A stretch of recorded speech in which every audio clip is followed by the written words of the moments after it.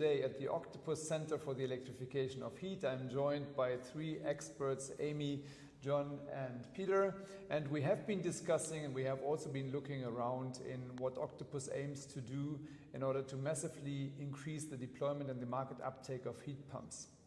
John, why is Octopus so interested in heat pumps and what makes you a different player in that sector? We're in a position right now where we have to act in order to tackle the climate crisis, and there's no dispute about it. Decarbonisation of heating in the UK is critical to enabling that.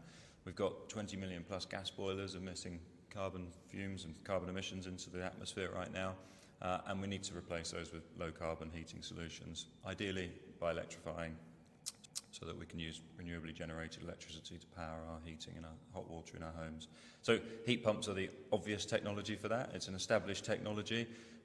We believe that with investment we can optimise the process, we can reduce the cost, and we can therefore help a mass scale rollout of these technologies in the UK and further afield as well. So we've invested £10 million in this centre to start with, which is our flagship training location. This is the blueprint for how we want to recruit and train engineers and how we want to develop our technologies and create the propositions that mean that we can roll those out to our customers on a really, really large scale. We've got the capacity to train 1,000 engineers a year here, and this is really just the start of our ambition.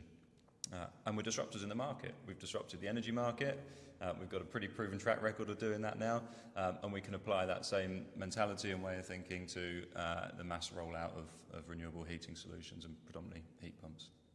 Well, massive deployment of heat pump means hundreds of thousands, even millions. Boris Johnson has said 600,000 by 2028 per year installed.